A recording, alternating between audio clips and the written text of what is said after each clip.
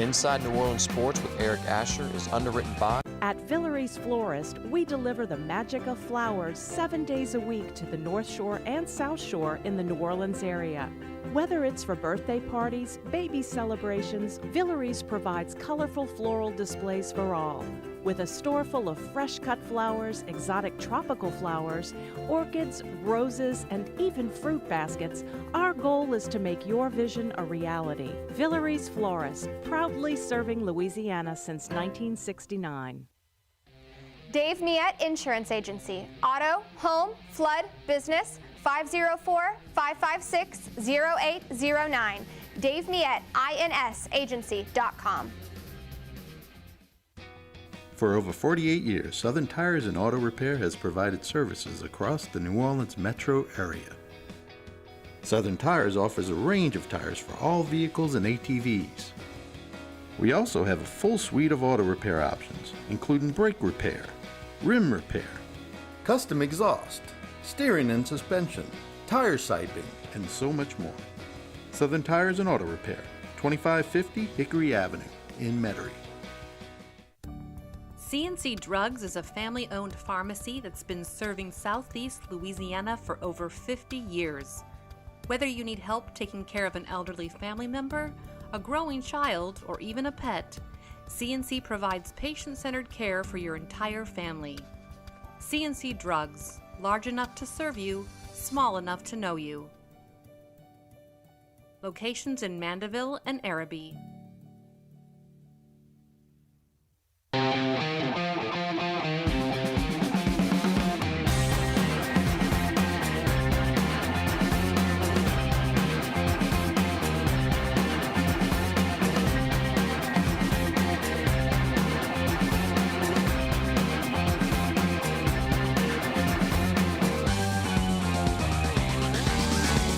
Good afternoon and welcome to another edition of Inside New Orleans Sports. I'm your host, Eric Asher, live from our Pontryagin Production Studios on a beautiful day here in New Orleans with some cool temperatures as we get prepared for St. Patrick's Day.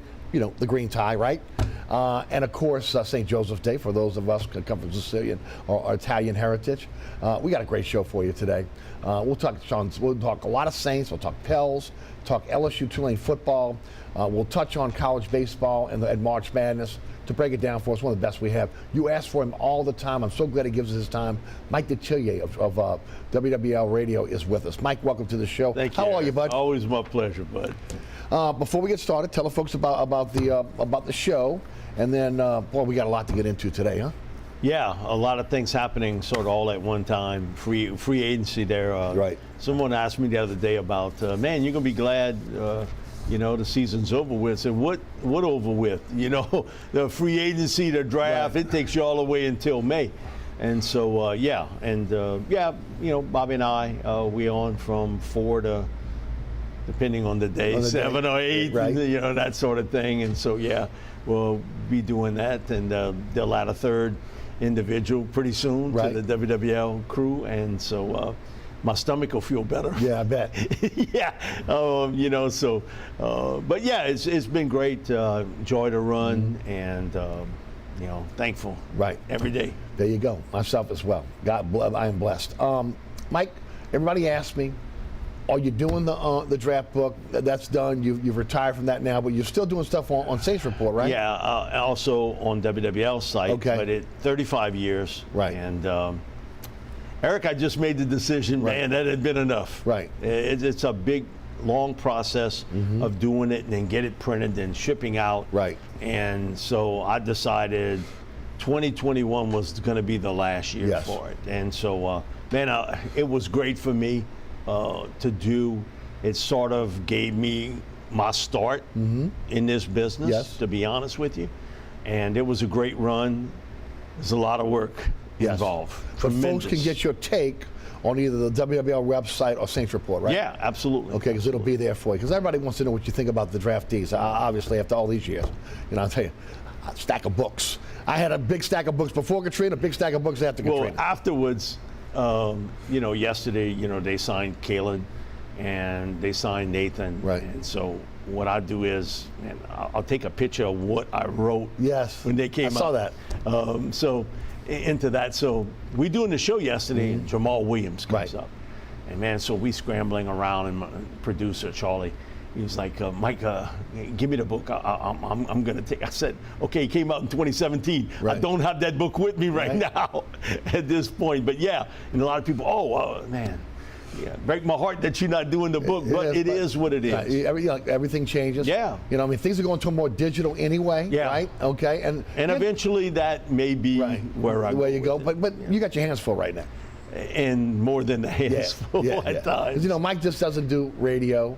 Obviously, he's guest on TV shows. He does a lot of philanthropic work. He's involved, obviously, with, again, the hospital down in Thibodeau Regional. Center. Okay, and again, he's always, every time I turn around, he's emceeing something. So, yeah, and that was great this weekend. We got to do the Touchdown Club in New Orleans, a Hall of Fame. Right. And Steve Gleason wins our Pete Rozelle Award.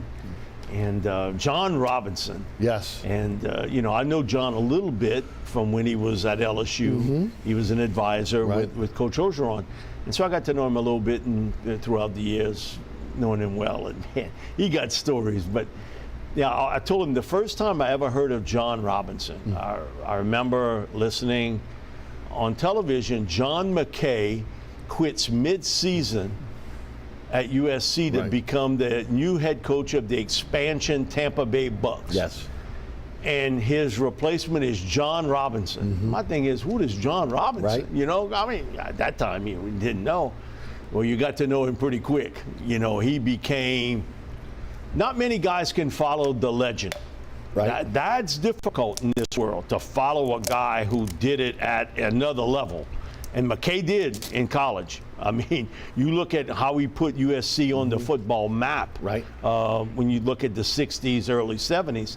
And John came in, and he was a great coach, greater personality. Guy that lived down the street from him, John Madden. Right. And so we have a few things in common because, you know, we were talking about in that area where I live, Coach O, Bobby, live 15, 20 minutes away from me. But my next door neighbor was Shane Sellers, who became one of the top jockeys in the country. Now he's one of the top trainers in the world of horse jockeys. And about how all that look in one little section. He had a coach that lives by you as well, right? Thought you had a coach that also No. It was Shane, it was Bobby, Coach O, myself, and into that little frame. Clarence Verdun lived not far from us either. Clarence played double digits in the NFL. And Clarence's claim to fame is he came out of South Terrebonne, and, you know, he was sending out resumes and stuff. And, you know, Clarence, one of the fastest guys ever on the bayou. Sure. And he wrote on the resume he was 6 foot tall. And if you ever been close to Clarence, he's 5'8" and 3/4. He's basically my height. And so one of the coaches comes in and recruiting, we looking for Clarence Verdun, the 6 foot tall receiver. He said, well, I'm Clarence Verdun. He said, well, we're looking for the 6 foot one guy. I said, that just ain't him. But if you know Clarence, that wasn't the only thing he sort of stretched the rubber band with. But man, he was a great player. And so all of us in that little area, and John talked about his life and growing up with Madden. And, you know, and then working for John with the Raiders for one season, and then he becomes the head coach with USC and with the Rams, and he goes back to USC for a second run with the Trojans. And we're talking about how different it is today, and he was like, okay, I won 1 national championship as a head coach. I won 4 as an assistant, 1 at LSU, 1 as a head coach, and 2 as an assistant with McKay. But he said if the format was today what it would have been back then, we would have been in maybe 4 to 5. He said, you know, I thought Alabama got 1 we should have got. But he, you know, it's just the ways of the world it is today. And so to be there with John, Jimmy Taylor's wife, Miss Helen Taylor, telling stories about Jimmy and his playing days and how he got to the Saints. And basically it was John McKithen, the governor, saying, okay, we'll help you do anything you want with this franchise, but you got to trade for Jimmy. So they traded a first-round pick away from Jimmy, played 1 year. He did get on that cover of Sports Illustrated, him and Quazzo. It's up in my game room. And that sort of thing. So to hear those stories, just unbelievable. Coach Weiner from Catholic High, the former coach there, that really, you look at Catholic High, one of the juggernauts, in prep football. Right. And then our Bob Rossler Award, Jen Hale, the first female ever to get into the Touchdown Club Hall of Fame. That's awesome. And well deserved. Absolutely. And so, man, just to hear those stories and everybody, once it started, Eric, then, it's like being with Bob. It's to see who can trump one another on a story. But John had the floor. Coach Robinson had the floor, 87 years old.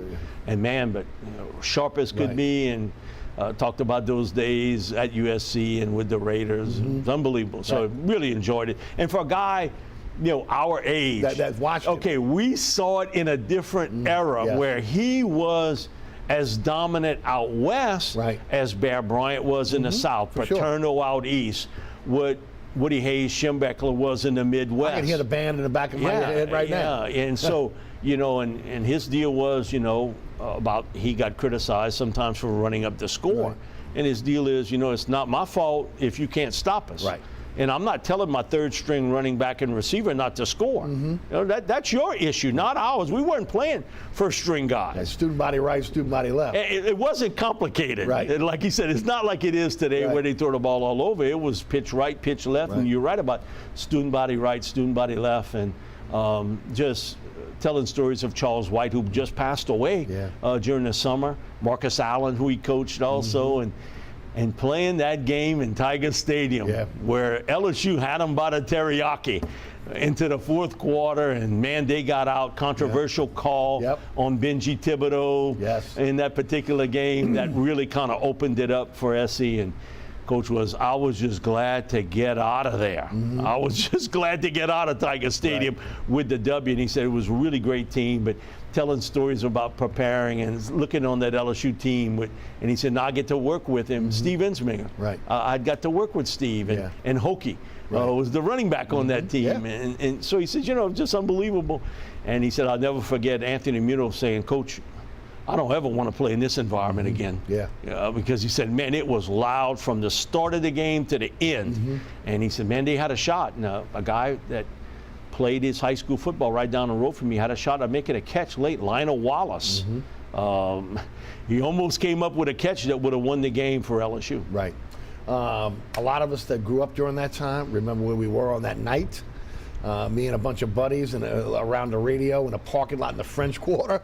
We didn't leave until the game was over.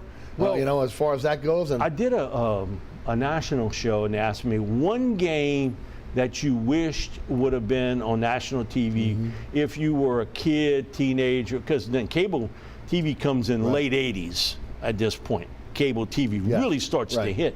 And I said that one, LSU USC. How that game was not on television, to me, is still shocking today. Knowing the ramifications of that, USC was #1 in the country. LSU was going to play them a really tough football game. And it popped in my mind quickly. That was the one game that I wish would have been on television. But there's going to be a rematch. There's going to be a rematch in Vegas. It's 2024. At least Caleb Williams won't be playing. They open up the season against USC in Vegas. That is going to be a Louisiana party. Well, yeah, because it's the last one leave Louisiana, you flip that line That's out. right. It's sort of like when this year Nichols plays Tulane. Okay, everybody from the Bayou. I mean, hey, spring break. We're gonna go watch Nichols State play Tulane. And, last time that happened, man, I'd never seen so many people from the Bayou travel to a Tulane game. And now, look where Tulane's program is. And also, we honored Willie Fritz also. I can't leave that out. Coach Fritz, just an unbelievable season at Tulane, and to get it to that point, and then that one game. And Eric, I don't know if I've been with you since. We doing a show at the Silver Slipper Casino that night. And I come in early, LSU's playing Purdue, Tulane's playing USC, and I'm kind of switching from both games to hear what's happening. I pull in, I hurry up, I get to where we're going to do the spot, but we on stage so I can see the TVs. Everybody's complaining. This is nothing but LSU fans. Man, take the LSU game and put it on the small screen, put the Tulane game on. Eric, I never thought I'd live long enough to see that. And then to hear that cheer on that play, Tulane wins it. And these are, and I told Coach Fritz, And you would have been so proud of that moment. All Tulane fans, okay, they were cheering for Tulane. These are LSU fans pulling for Tulane. And they hated USC. Absolutely hate them from not having that one game a few years back when they were sort of co-national champs. Yeah. Well, obviously the biggest game in Tulane's history as far as their program goes, and really a springboard for the program now to where what we're seeing right now, some real respect going forward. And they ought to do pretty well in the American this year with, again, the defections. They are going to be the favorite. Yeah, I believe they would have to be. Texas San Antonio, I think, is going to bring something to the table, but I would think they would be the favorite. Let's talk about the Saints, because there's been a transformation here very, very quickly. First of all, to this morning, really kind of the last man standing. Andres Pete reworked his deal. He had about $11 million base salary. $9.5 million of that will be converted into a signing bonus. He'll have a $1.5 million base, and they've added 3 years of voided years to the deal. They now create $16.9 million in cap space for the team. But they have very quickly lost players, but again, replaced those players with, I think, upgrades. And let's talk about the guys they brought in. You mentioned Jamal Williams, 3-year deal from Detroit, $12 million base, 3 years, $12 million, $8 million guaranteed. Nathan Shepard, defensive tackle, formerly of the Jets, 3 years, $15 million, $10.8 million guaranteed. He'll replace Anyamata. Had 104 tackles last year, 13 tackles for loss, 6 sacks, played 400 snaps. They also signed Kalen Saunders. Again, he's 6 foot 324, formerly of the Kansas City Chiefs, 48 tackles, 3 tackles for loss, 3.5 sacks, 8 quarterback hits. They lose Deontay Hardy to the Bills, 2 years, $13.5 million. Mike Thomas signs an incentive-laden contract, $10 million with incentives, could be as much as $15 million. Jameis Winston comes back on a $2.8 to $4 million deal. $8 million of that is incentive. And of course, they've lost Anyamata, Tuttle, Davenport. Anyamata and Ellis to the Falcons, Tuttle to the Carolina Panthers, and Davenport to the Vikings. So that's where we are right now. Mike, first of all, the losses as opposed to what they brought in, if you would compare and contrast. Biggest loss on the field is Caden Ellis. Okay. Because he was a young developing player. And last year, when you were trying to get a better pass rush, Caden Ellis came through for you. Right. Coming off the edge. It had been not something we had seen in the past. But Caden really came through for you. And where he got so much better, and we talked about this even in the summer, I didn't know how good of a guy he was in reverse in the coverage part of the game, and he became a good cover guy, really good. To lose him is one thing, to lose him to Atlanta is another. Yes. Because now you got to face him twice a year. Right. But Ryan knew what he had and knew that potential of his as a pass rusher. For capital, it was losing Marcus Davenport. Look what you gave up to get him. Right. And it was multiple picks to get him. And at times he flashed it. Right. 2021, he was a man out on that field. Now, last year, we didn't see that guy. Now, man, I don't know how this Pro Football Focus comes up with all these numbers. They're trying to tell me last year how good the Saints offensive line is. My thing is, you got to be looking at something totally different than me. And they got some people who regurgitate it. Right. Whatever they say, my thing is, who's grading this out for Pro Football Focus? Right. And when they doing it is the other thing. So on the field, it's Caden Ellis, but for capital, it's Davenport giving up all those picks to move up to get him, and you had a flash player. And I think he will always be a flash player where he may put up 9 or 10 sacks in 1 year, and then the next year might be a couple. Right. That's just the way you're going to deal with him. I know Pete Jenkins had worked with him right before the 2019 season, before the 2021 season. And Pete told me, Mike, I've been doing this over 50 years. Right. He's as talented as anybody I've ever been around, but I don't know how to take him. In essence, how to press that button on him that he can be consistent. I look at it this way. Jamal Adams is a big pickup for this team who needed a running back. He's always shared time. When you look at it back when he was with Green Bay, He shared time with Aaron Jones. Right. He shared time in Detroit with DeAndre Swift. Yes. Been productive. Right. High energy player, great leader. He's been a good pass receiver, not a great one, but a good one. His ability to run between the tackles are good, and he's also hit some splash plays as a runner. So he's a guy that no matter what, Kamara's going to get suspended. Sure. If it's 6 games, 8 games, who knows with the league. Right. You needed that guy. I agree. And you need another one. Yeah, I agree with that too. Okay, because we get them yesterday about, okay, we filled that needs at defensive tackle and running back. What? No. You got to be kidding me, huh? And about all this great backfield we have now. My thing is, hey, knock on that hard head of yours. That's what it looks like on paper. Right. But what happens if you lose Kamara? What if you have an injury to Jamal or Williams? Right. Now what? Right. Now where's your great depth in the backfield?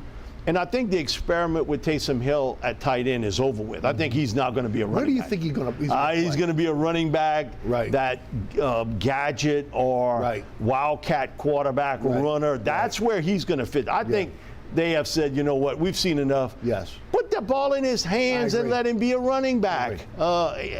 It wouldn't have took me all year to figure that out. Right. Okay, because we've said it on the shows throughout the season. Sure. That's where he should be touching the ball more as a runner, running quarterback, however you want to use him in that area.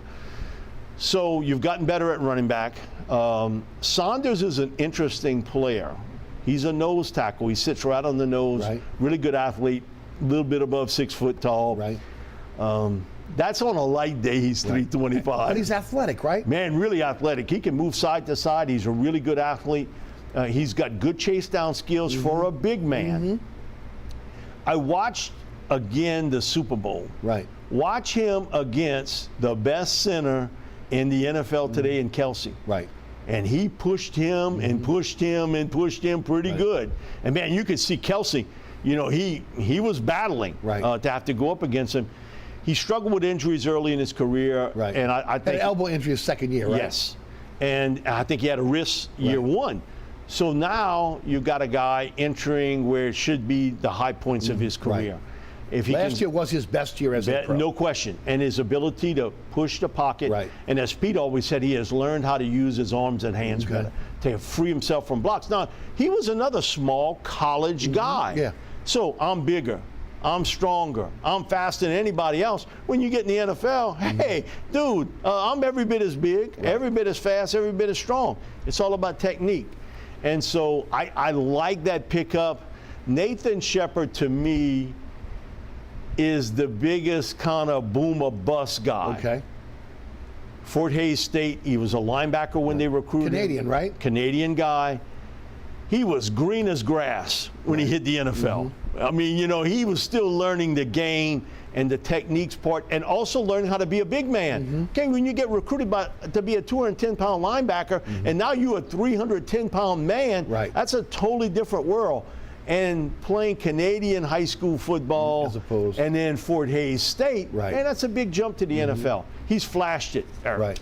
At times, he really looks good. And at times, he gets wired to a block. Again, I go back to what Jenkins always stresses, learning how to use his arms and hands better, get himself off a block.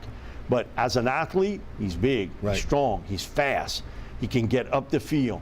Sometimes when I watch him, what I see, and sometimes it happens with a player, he keeps his head down, he doesn't find the ball. Okay, he's got his head, he's trying to beat off that block and he doesn't get his head up quite fast enough. All of a sudden the runner's past him or to the other side.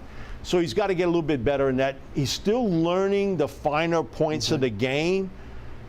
He's got a lot of potential, but potential means you haven't done it. 400 snaps last year, his best year as a pro. No question. And in both cases, again, 3 years, $15 million, $10 million guaranteed for him. For Saunders, again, 3 years, $14 million, and we don't know the guaranteed money there. But as opposed to Onyemata, who got 3 years, $35 million, 24.5 guaranteed, and Toto, who got 3 years, $19 million, $13 million guaranteed. They paid less money. They got 2 guys coming off their best years as a pro, and they, look, let's face it. we both know they needed to upgrade that defensive tackle position. Anybody that thinks that they didn't need to upgrade it wasn't watching last year. Even Ryan admitted this. Right. That it was the most disappointing thing for him. And what drove him up the wall all season long until, I would say, almost the 65-70% part was they had trouble stopping the run. Right. And that was something the Saints had been noted at. And I repeat this story every time. When we do the line camps together, Ryan was, don't ask me about a pass rush first. Ask me about stopping the run. I was like, how many times we've done this? He was like, okay, just in case you forget. That is his deal, stopping the run. Right. Because he says, you know what? I can get a pass rush if I put you in that 3rd and 6, that 3rd and 5, and I know you're not going to run the ball. Right. I can get a pass rush on you.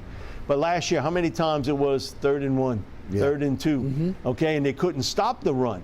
So I think that aggravated Ryan to all in, that for whatever reason, but it kicked into the second half of the season where they did a much better job stopping the run, and the pass rush got better. Yes. But part of that was because of Caden Ellis. He played Just well. look at those numbers. And it's sometimes not always about sacks, pressures. So for everybody that thinks, okay, we got a running back and we got defensive tackles, we don't need to pick them, you're wrong. No, you're wrong. You can't play this season with 2 defensive tackles, and you don't know enough about either one to know. How is the draft for the defensive tackles? It's not as good as it's been in other years. Okay? It's been stronger in other years for defensive tackles. Because I think that's where they're going, right? Because the edge, that's where they have people. And I wouldn't be surprised, Eric, that they go to that area too. Me too. Okay, you got Cam Jordan, who is getting up in age. Granderson is a potential guy. Well, he's flashed it. I have no idea about Peyton Turner. Zero idea how. When he's played well, but he's never on the field. Available. My thing is healthy scratches. Eric, come on. At the end of the season. Your first round pick, and he's a healthy scratch. That tells you everything you need to know. You don't need to tell me too much more. And then you have Tano Passano, who's a bit player, but he's really better outside than he is inside. I would not be surprised his team go edge. Yeah, I think so too. I think defensive tackle, and I think you got to. Now let me ask you about Zach Bond. At Wisconsin, he was a rush linebacker. They have never used him like that. They used Ellis last year like that. Do you think they try him at that position? Okay, Eric, I got so many things sent to me from people telling me how great he was in coverage. What? He didn't play coverage. He was a rush linebacker. My thing is, you watching bits and clips of him. You didn't watch him his entire career at Wisconsin. He was an edge rusher. That's how Wisconsin has used that fourth guy coming off the edge. To me, that's his strength. Do what you did with Caden Ellis to Zach. I agree. Just slip him into that spot. He's been a good special teams player, but he's been a disappointment for where you picked him. Exactly, no doubt. Major disappointment. Because you know why? He can't play in reverse. But he can rush the passer. But he can rush the passer, and he can run side to side really well. But, man, I can't tell you how many people. Whoa, so-and-so wrote about he was in coverage. What? Tell me how many games he played in coverage. If he would have already done. Exactly. Already by now, you would have seen his exploits as a cover guy. And it's not there. It leaves you awfully thin, though, at linebacker. It does. I think they have to look at that as well. By the way, Ellis, 3 years, $21 million, $11 million guaranteed, which is about where a lot of people thought he would be, about $7 million a year linebacker. But Atlanta guarantees him a starting spot. And $11 million. And $11 million. Right. Okay. And for a lot of people, they don't get it today. Why didn't Detroit match the Saints offer? You know why? $8 million guaranteed for a running back. Okay, if you're a running back, you get picked in 2017, we in 2023 today, okay? You're on the 401k plan. That's over with. That's right. You better take your guaranteed money now. Yes. And so that's why Jamal signed with the Saints. It was more guaranteed money. Sure. And he's a good fit, and he understands the rotation part. Plus, he knows this offense and the terminology. Dan Campbell came from this offense. Yeah. Now, how much Dan has to do with game plan, I don't know. But my thing with it is, he is used to being a guy in rotation. He's used to being a number 1.5 back. That's how I'll put it. Being a number 1.5 back. Sure. And I think he's a better receiver than maybe his numbers give him credit for. He caught a lot of passes with the Packers. Right. Didn't catch a lot. Now, maybe that was not part of what Detroit wanted to do with him as a runner. But he's an upgrade at the running back position, no question. And so, man, that to me really sort of surprised me. Because I thought the guy they may go after, actually he signed yesterday too, was Alexander Madison from Boise State. Right. Ex-Viking, right? Yeah, and he re-signed with the Vikings. But he was a guy from Boise State. And when he came out, a lot of the Saints people really liked him and were hoping he could fall to when they picked. I remember you talking about it. And we talked about it. And so he decides to stay in Minnesota because I think he knows Dalvin Cook, if he plays this year, that'll be the last year he plays in Minnesota. These second-year deals for running backs, Eric. Yep. They're not gonna see many of them. Look at Elliott on his way out. Two points I want to make, and we'll grab our break, and we're going to come back and talk about Derek Carr. Dead money, $10.1 million with Onyemata because of, again, restructuring of contracts.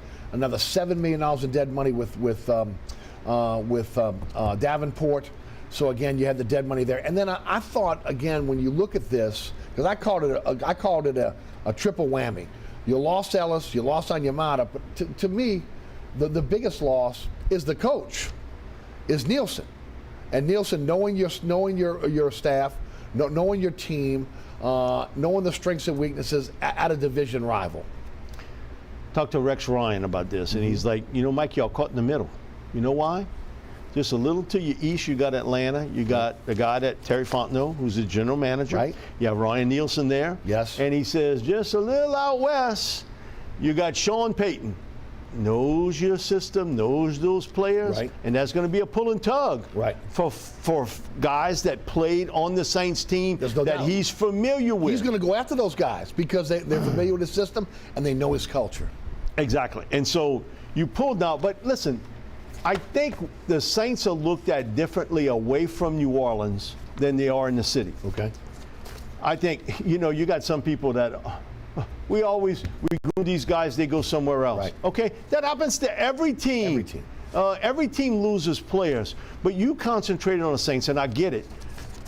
Right now, if you had to pick the winner of the NFC South, who would you pick? Saints.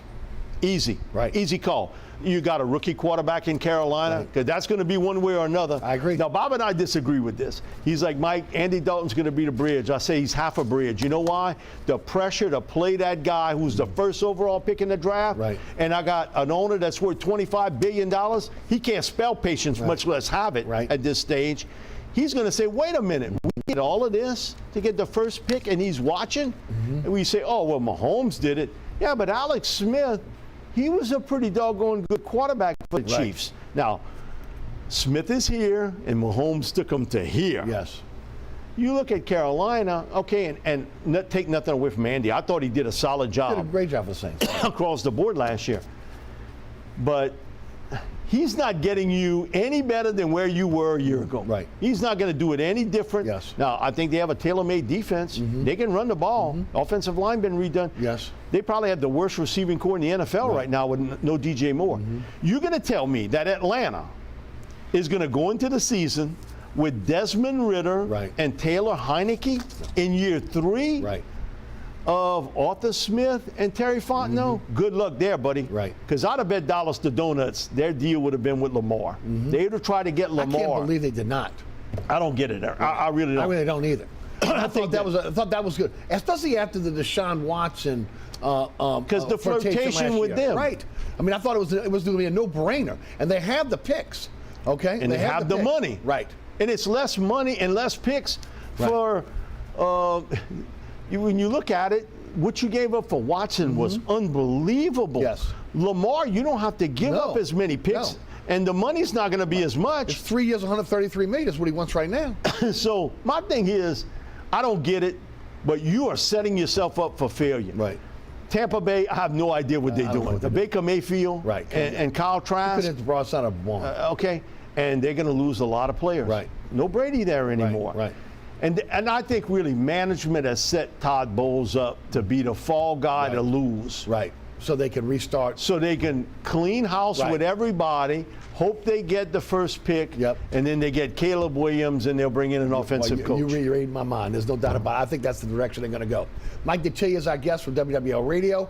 We'll hear from our underwriters. When we come back, we'll continue some Saints talk about Derek Carr, a few other things on the Saints docket. Then we'll move to Pels. You're watching Inside New Orleans Sports. I'm your host, Eric Asher.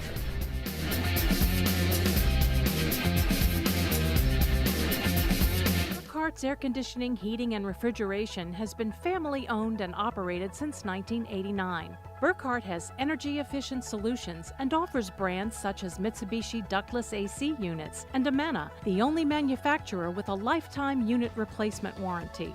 Burkhart's offers maintenance bundle packages that include servicing your AC, generator, and tankless water heater. For more information on the services Burkhart's provides, visit acpromise.com. Burkhart's Air Conditioning, Heating, and Refrigeration, providing comfort for life.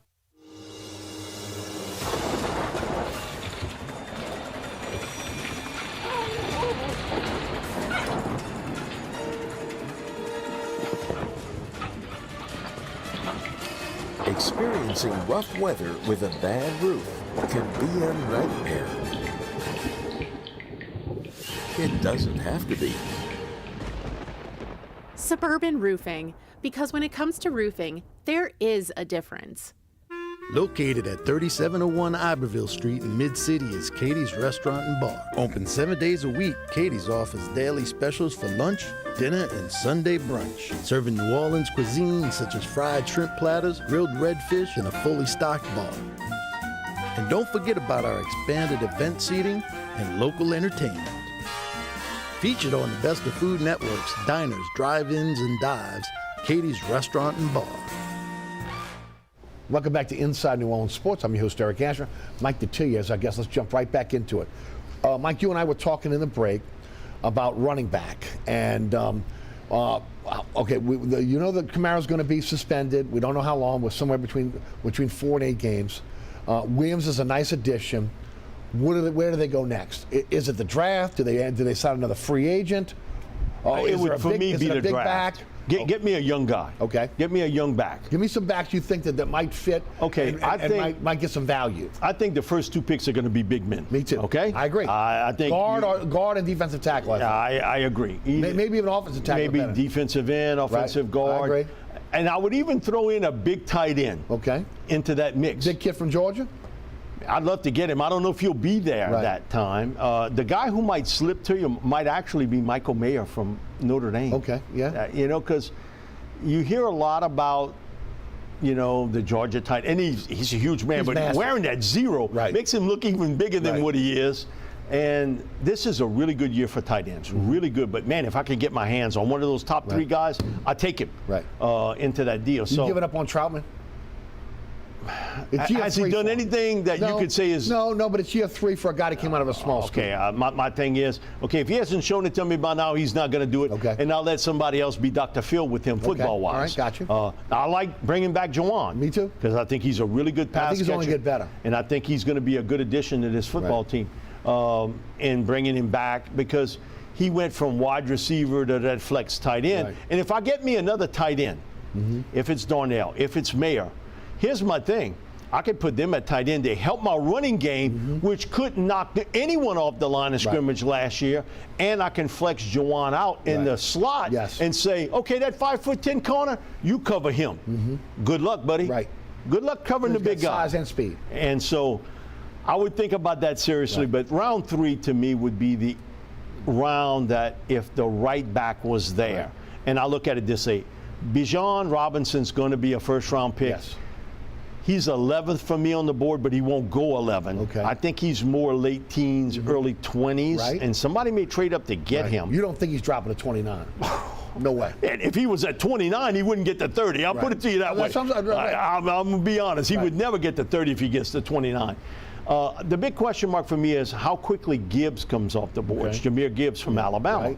And I think he's an early. What do you like about him? He reminds me a lot of Kamara. I agree. He's sort of built that way. Yes. His speed, his quickness, his ability to get out into the flat, catch the ball. Could be the next Kamara. He has a lot of similarities. He does. And then he's quickly and closely followed by 3 guys. Okay. Zach Charbonnet, right? Louisiana ties here, right? Dad from New Orleans, right?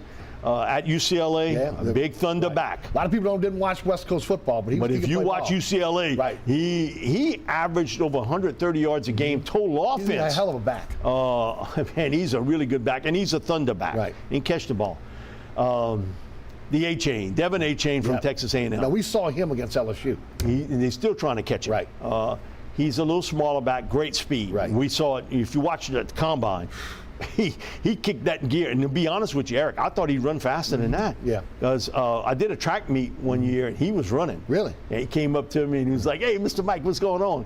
I'll beat these guys. I was like, okay, good enough. Man, he smoked them. Right. And he can run, and he's a little short, but man, he's well built, got a lot of speed. He can turn the corner. That's the Tigers. And when he squares those shoulders, then he becomes a power guy. Yeah. And you saw LSU kind of holding on, and he was pulling them back.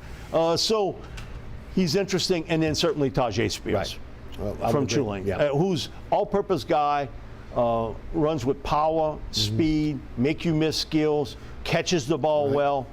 Like every back in this draft class, and I don't care who you are, got to learn how to pass protect. Okay? That's what Williams can do immediately for you, right? I think that Jamal understands pass protection because he's got it both ways. Right. Okay, I was protecting that multi-zillionaire quarterback Aaron Rodgers in Green Bay, and then they stick me with Detroit, and I got to try to protect Jared Goff. Yes. So he understands that very, very well. But coming out, I think is the one thing every back has to learn how to do. I agree with because they haven't asked you to do a lot of that. True. You're a runner or a receiver. They're not asking you to pass protect. A lot of these passing plays, short, quick, bang. You're not even asked to pass protect. Or they're rolling out on a sprint. So, but man, Tajay, he's been terrific. And I think about watching him at Ponchatoula and how, he's had a couple of knee injuries. Everything got cleared, looked like at the Combine. You didn't hear anything about that. And, man, he's got a lot of want to. Yeah, he wants to be a Saint, too. He's made that very, very clear. And I think I've heard interviews with Charbonnet say the exact same thing. Man, I got ties to Louisiana. I love that. Charbonnet, okay, he's a Texas kid, Louisiana. I would not be shocked to see Jerry Jones make a trade in round 1 to move up to get Bijan Robinson. Okay. He always loves the shiny toy. Yes, he does. Always loves and it. Of course, Elliott just released, so it would make a lot of sense. Makes a lot of sense. Let's talk Derek Carr. When you look at the money and how the contract was structured, there are outs for the Saints in case it doesn't work. After 2 years. Right. It's a cap-friendly deal. There's money in with those base salaries that they can convert that to a signing bonus down the line to be able to open up more cap room if necessary. I thought the contract was genius the way they did it. And when you look at it and you look at the money, it's about what a lot of people thought he would get. Leaving Las Vegas. Talk about him on the field. Talk about, again, the value, if you believe there was value in getting him. I always look at quarterbacks this way because you can see the arm talent. Right. And you can see the accuracy skills. So I graded this way. Fourth quarter comebacks. What you do when everything's on the line. See, Andy wasn't good with that. No. Andy Dalton. It didn't matter where he was. He wasn't great. No. Field goals instead of touchdowns. And so I look at Derek Carr. He has brought his team back from more fourth quarter deficits than any other quarterback in the NFL since he hit the league. 33? I think it's 33. So my thing about it is, that is a big part of this league. It's close. You want a guy that can win it for you. Right. Consistency. You look at his numbers, really consistent across the board. And he's playing on some teams with a bad defense. Yes. And offensive line, to be honest with you, was not nothing to write home to mama about. Availability. He has rarely missed a game. Now, he got sat down the last couple games, but that was a management decision. They didn't want to get him hurt because they wanted to get rid of him at that point. We have a lot of people that call, man, y'all jinxing them about availability. Okay, if I'm doing your resume and you don't miss no time at work, you don't want me to say that? Come on. So you'd be the first one to complain if Derek Carr had missed 18 or 19 games. They brought him in as an injury-prone player. No, had you signed Jimmy Garoppolo. Right. Which is why he got the money he did in Las Vegas. Exactly. Oh, okay. Eric, my wife has a really nice vase in our living room. I'm more scared of Jimmy Garoppolo getting hurt than that vase taking a tumble, and I got 2 little grandkids that roll around my house every day. I mean, it is what it is. It survived longer than Jimmy has, I'll be honest with you. Now, eventually it's going to take a tumble, but it is what it is. And so you look at that, he hits the check marks. He's a guy that's always been known, great leader, work ethic strong, puts everything he's got into this game. And I think it was a really good pickup for this football team.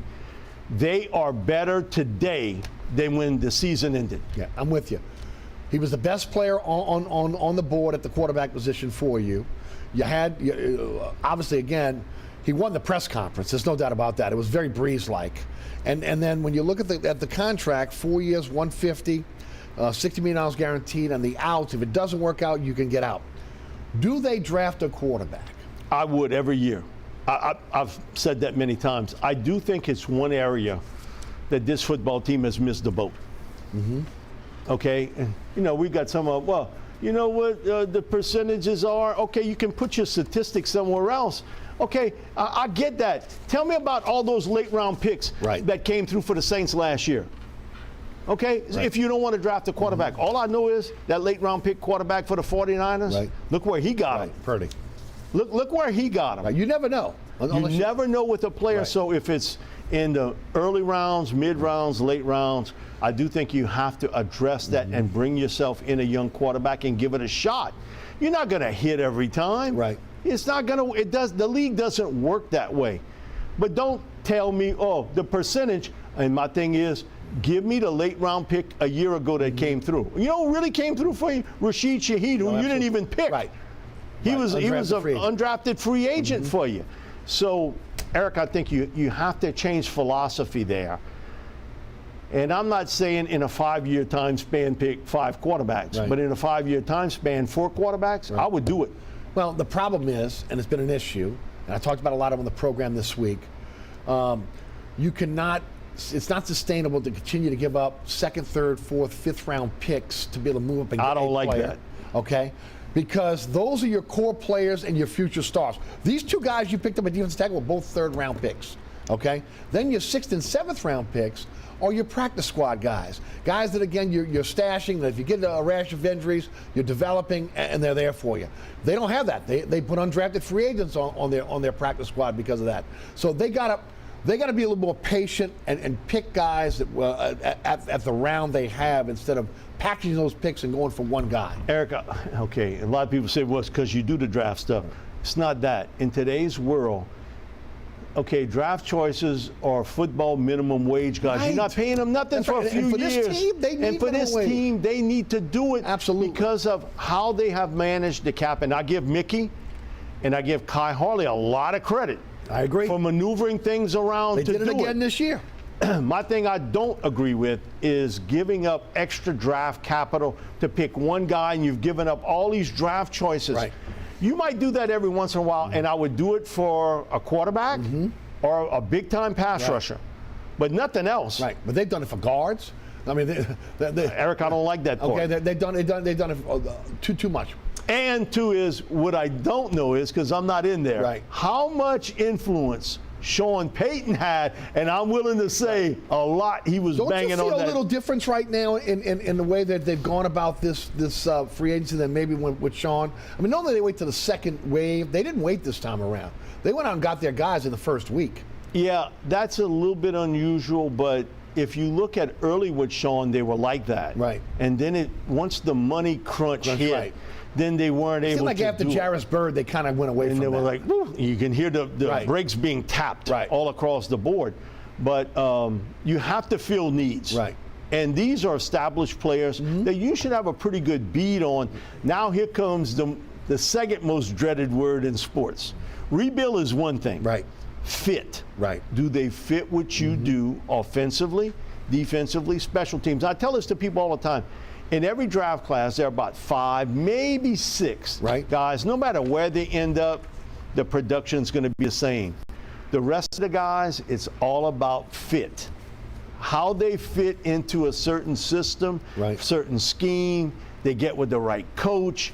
that makes so much difference in the NFL, and it's the same thing in college football too. We're seeing it there too with the transfer portal and people moving around. It's like checkers every day. Right. I do want to mention a couple of things before we move on. I want to ask you one more question. Wide receiver. Do they bring back Jarvis Landry, or are they looking for with Michael Thomas coming back? They got a possession receiver. They got 2 speed guys. They need at least 2 more receivers. What do they do? I would draft one, and I wouldn't be surprised you draft one fairly early, especially if I can get a big possession guy. Okay. A guy that can move the chains. Like, you don't know what Mike could be a 1-year guy. Yeah, and also a contested catch guy. Right, Last year, that was the one thing this team rarely made a contested catch. Agreed. And so you need another big receiver. If Jarvis is willing to come back he only made $3 million last year, because he didn't do a lot on a deal, right. I would think about that seriously. Right. Seriously. I would too, because maybe, again, he was just often injured, and he would, again, that would be pretty much what you were looking at last year anyway. Do want to mention Tulane is in the 3rd week of their spring practice. Today is Tulane's Pro Day. Also, the Louisiana Pro Days at the Saints facility. I want to also mention that ULL made the big dance, the men's. They will play number 4 seed Tennessee. LSU's women is the 3rd seed in the women's big dance. They got 2 games at the PMAC this weekend. They'll start off with Hawaii. SLU, first time ever in the big dance. They take on number 2 Iowa at Iowa. And Southern lost last night, the Southern women, to Sacred Heart. LSU is a juggernaut right now, 16-1 in baseball, Good first gracious. place. So it's unbelievable. They're going to Texas A&M this weekend for the first SEC game. Tulane's still struggling at 3-14. They play Columbia this weekend. They're going to Hawaii. I think they go to Wisconsin and Hawaii for games. And then UNO is 11-6, and so is SLU. They're taking on UNO's taking on Texas this weekend at Texas. Memphis at home for SLU, and down your way, Nichols is 11-7. They're taking on Nebraska this weekend, so big time there. Eric, I'll throw this in. Go ahead. I've had a lot of guests and been involved with sports talk for quite a few years. Quite a few. Like yourself. Yes. Kim Mulkey is on Mount Rushmore for me. No doubt. We have her on every week. And every week you learn something, and she will give you a comment that just drops your jaw about certain things. She is one of the best guests we have ever had on Sports Talk. She's informative. Yes. She's a little sometimes over the top. Yeah. But you know that very soon she will have LSU women's basketball playing for the national title. I agree. They'll be putting a statue of her, and that's what I said about when they did the Gunther Brown court, and they were talking. And no disrespect to Sue Gunther, but Mulkey is going to eclipse everything she did. There's no doubt in my mind. Well, she may not get that length of time, right? But she is going to put you at a level you have never been at 100% in women's basketball. Eric, how many times do people call in about women's basketball? No. We get it now. I'll never talk about women's basketball on this program. Very little. You have to now. But now she has brought that to the forefront, and she will always say, Mike, don't talk about, that women's basketball, me on Mount Rushmore. We haven't done anything here at LSU. She has. Right. She's put them on the basketball women's map. They've already sold out this weekend's games. So that tells you everything you know. By the way, Tulane made the women's NIT, so they're going dancing. 5 minutes left. I want to talk a bit about the Pelicans. 12th place. Just again an embarrassing loss to the Lakers the other night. One of many. And no doubt. But again, with everything on the line, and knowing again what was on the line, to not show up. To show up against Portland the 2 nights earlier, and not show up against Oklahoma City again the previous 2 nights before that. Just amazing to me, the lack of sense of urgency with this team and the maturity of this team. Well, as much as we praised Willie Green last year, and we talked about it, he may take over that spot that Sean Payton had. He's sort of following in the same footsteps a little bit. I had an NBA executive, and I remember coming on in the summer telling you this. He said year 2 is going to be critical for Green, and don't be surprised this team takes a slide, even with a healthy Zion. And I was shocked when he told me that. He said, Mike, I'm telling you, second-year coaches, it's a big jump, and all of a sudden your little flaws that maybe you got through year one, they show up in year two. Film's always the great equalizer. And so he says, now, all of a sudden, I want to see what Willie does with this lineup. Can he push the right buttons? And he said a lot of that is having experienced assistant coaches around him to sort of guide him because you're still in the learning stages of being a head coach. Right. Okay, you just did it 1 year. He was absolutely 100% right. And you know what? I could say the same thing about Dennis Allen. Yeah. The exact same thing about Dennis. That year two is so critical for every coach. You know who's going to go through it too? I'm interested. Brian Kelly. Yeah. Okay, you won the SEC West last year. Well, you should win it again. A lot of pressure. And so Brian's experienced though. He's walked down that aisle as a coach. Dennis has a little bit. Willie hasn't. And you see this team sort of almost unraveling in front of your very eyes. My thing is, come trade deadline, you didn't make a big move when you had capital. I never understood that. What are you holding on to the first round picks for? It does you nothing at this stage. Oh, well, let's be patient. Patient. Not when you have a chance to be in the mix. You never know what's going to happen. Eric, I don't get that. And okay, Josh Richardson's a nice little chip player, but he's not going to make a huge difference on this basketball team. You need a scorer team. and a rim protector, and you didn't go get it. And you had an opportunity. Right. Look at the Lakers before the trade deadline and look at them today. And they beat the smack out of the Pelicans. No LeBron. Oh, yeah, no LeBron. Well, what they did was for the first time ever, they surrounded AD and LeBron with, again, role players who fit what they do. Defensive, don't need the ball to be effective, can catch and shoot, and also can play good defense. So I give them a lot of credit. We are going through the growing stages with Willie Green and his team, and I still think he's a good coach. Me too. I really think he's a good coach. You didn't forget how to coach. None of those guys did. But think of Sean year one. I think it was the greatest coaching job he ever did. 10-6, NFC Championship. Year two, where he was 7-9. 7-9, right. And struggled for a couple years before, again, the 2009 Super Bowl. Definitely agree. Quickly before we get out of here, 13 games left for the Pels, 6 at home, 7 away, 11 against the West, 2 against the and struggle 2 against the East. If this team can even get into the play-in, right. I'll tell you right now, I don't even. It's doubtful because again, I agree. They are not consistent. But look, everybody talking about Houston. Houston's beaten Boston and the Lakers back to back. And they got Houston back-to-back Friday and also on Sunday. Must-win game for the Pelicans. And with Dallas, you see it. When they got Kyrie, this was either going to be a big win for them Boom or or be a bust. Colossal, you know what. And you see it. Right. You know that it's not because they gave up so much defense to get Kyrie into that particular deal. So, Eric, man, the West is wide open. But who would have thought we'd have been talking about Sacramento as a major player in the West? Right. And when's the last time they've been a major player? It's been forever. Dozen years? Right, exactly. And the big turnaround on what they did was, again, they gave up some assets, came in, they drafted well, and it's a different team. Mike, thanks for being here. with us. Thank you, Eric. Appreciate it. Always that great. was a really great hour for us as well. Always with Mike Detillier. All right. Don't forget, plenty of ways to catch our program now. QR codes on your screen. So again, you click on that with your phone. It'll take you right to the WLAE-TV YouTube page or on my website, ericasher.com. Catch me on the radio 4 to 6 weekdays, 106.1 FM Nash Icon. You can listen live at ericasher.com. Also, again, the Nash Icon website. iHeartRadio app, TuneIn Radio by digital platforms.